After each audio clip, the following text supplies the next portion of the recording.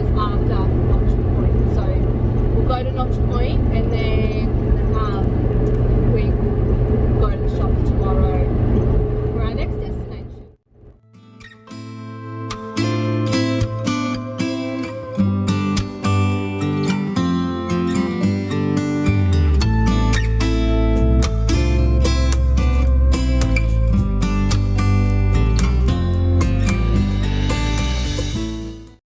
Okay, so we've just stopped at, where are we? Serena Information Centre to get water.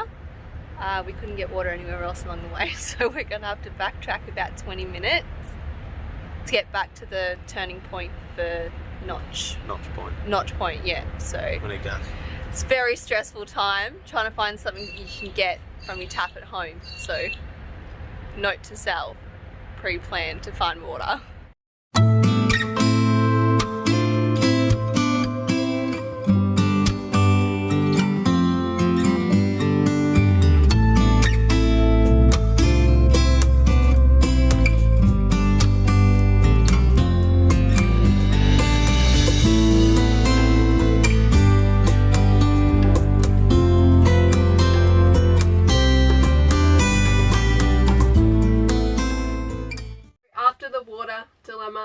We headed back the 20 minutes to get to Notch Point. From Serena. From Serena. The drive in was easy. We had no troubles getting the caravan in. Nice open track. It's only a little bit muddy. Yep, yeah, not a lot. Very, very little mud and stuff. We arrived there. We only did a little setup because we only planned on staying the one night. Went for a walk along the beach to the headlands, which was really, really nice. We got some really nice photos. And drone footage. Yeah, and some drone footage, which we'll put up. Notch Point is very nice, but it's not a place that you would stay more than a night or two. There isn't a lot to do there unless you had, like, say, a kayak or fishing or something. But other than that, it's just a beach. And yeah, it's just really relaxing.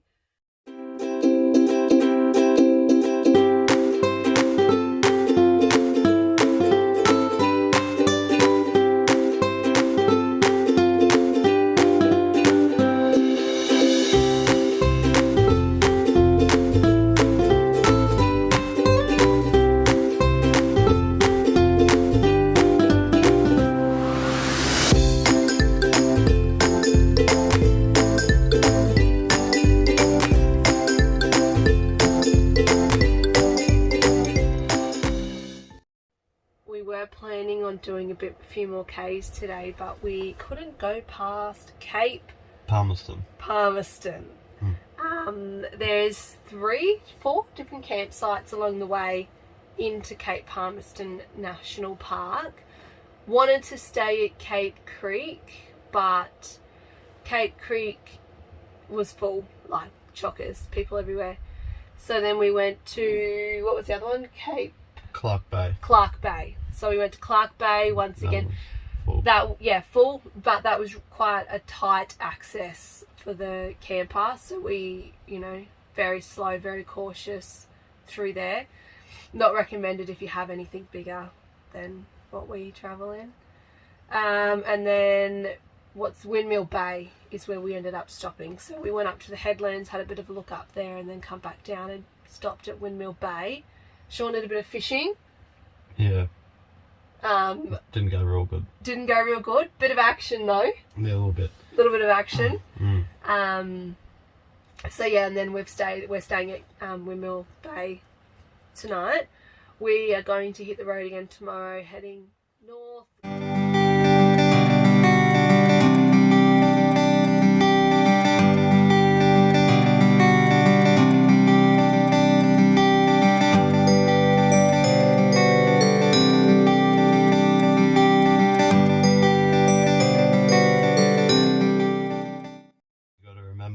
Cape Palmerston is only 4-wheel drive and high ground clearance. Oh, yeah. For the access, because you have to drive along the beach and then come around the back of the headland into the camping areas. Yeah. So you'll probably struggle if you put it in a map. You won't be able to find it because it doesn't say there's a way here because you've got to drive along the beaches. That's the first thing we did today.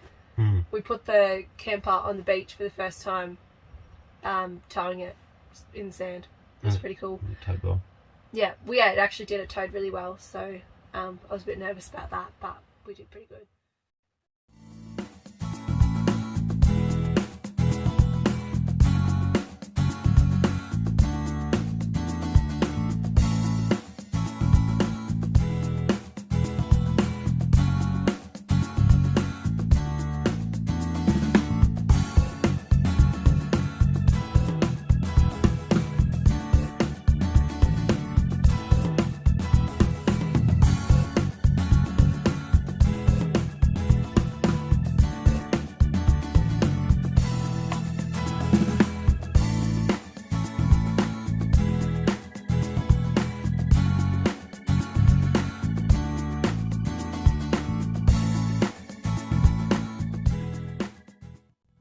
We've arrived at Ben Lomond station.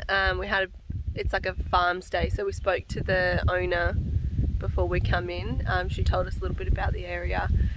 Good fishing. Yep. They got crocs, they got their own creeks. And there's only 5 campsites here, so there's really not a lot of people here, and the campsites are pretty far apart, so you don't really have to see each other. Drop toilet there's one for all of us to share. But bring your own, and it's all 4-wheel drive access through the creeks. Yep. And we are about half an hour south of Bowen on the Bruce Highway. Yeah. So we're going to go do some fishing, and we're going to have a fire tonight and do a good cook up, and we're going to get out in the morning. Yep. And maybe find the big crop. Oh yeah, that'd be cool. Ben Lomond Station is an 1,800-acre working cattle station nestled between the Bruce Highway and the Whitsunday coastline. In the creeks on the property, you have all of the sports fish North Queensland has to offer and direct ocean access. If you spend enough time on the water, you might even run into the local croc measuring in at over 5 metres.